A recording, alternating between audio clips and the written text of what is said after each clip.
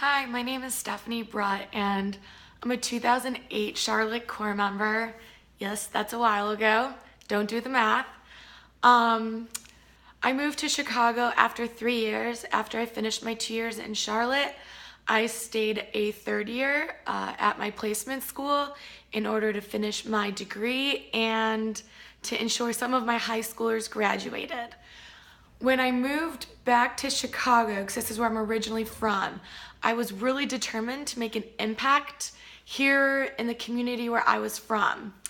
But after 3 years of teaching, I didn't have the best experience teaching in Charlotte, so I was trying to leave the classroom. I reached out to everybody I could here in Chicago.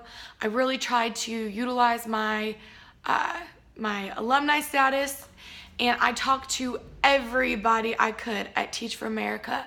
I was looking to try to leave the classroom, but after not very successful attempts, I ended up back in the classroom when I moved back to Chicago, and that was difficult for me because I was hoping that I would have gotten more support. Most people at Teach for America had just said, "Oh, the longer you teach, it'll just look better on your resume. Just keep teaching until you find another job."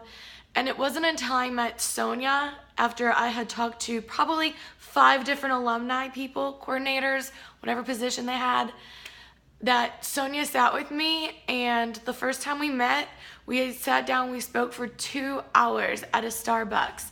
And I just felt so much better after leaving that conversation.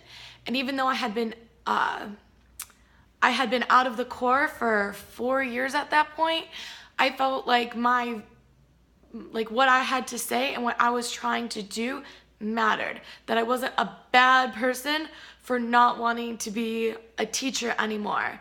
Teaching high school special education was not easy. I ended up doing it for 7 years, and it was probably too long, quite frankly. I know Teach for America doesn't like that, but you do get tired and burnt out, and it is a reality working in these communities, especially with the lack of support. And after my meeting with Sonya, we just kept in touch. She's still helpful to this day. I did leave the classroom this year, and it's not in the education field, and I would rather have a job that's still for the mission. And so Sonya continues to help me and keeps her ears open and sends me ideas when she comes across things. And so I feel like I'm not forgotten. Like, I'm not just a number. Like, oh, I did this program 7.5 years ago, 8 years ago, and now I'm done with. But she's still trying to keep me engaged and going to different events. And I actually went out to lunch with her to talk about different possibilities on my 30th birthday. Yeah, I'll do the math for you. Turned 30. So she's just fantastic. And I know that Teach for America has gone through a lot of changes. And just being kept up to speed on it is really important to me because I do feel very connected.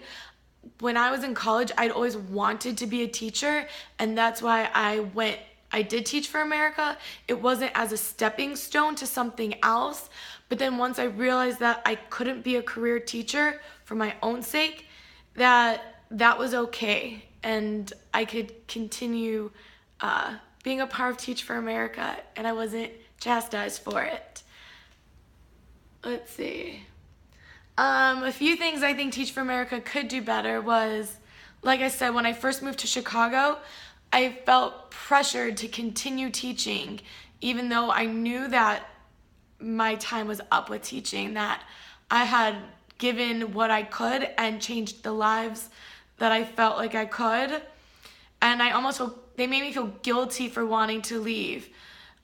Granted, I graduated college in 2008 when the economy crashed, and in 2010 when I was done with my core experience and continued teaching, that everything wasn't at the greatest point, but I still feel like the answer to an alum is not just, oh, keep teaching, because you almost become more jaded, because I switched schools and it was really a mess, and it was really difficult to feel like you're making that impact and staying positive about it all the time without any sort of support in your life. So that's one thing I would say would be beneficial. But I do appreciate what Sonya at least has done for me. I don't really talk to any other people at the office, but Sonya doesn't forget about me. She emails me, "Hey girl, what's up?" And I appreciate it a lot.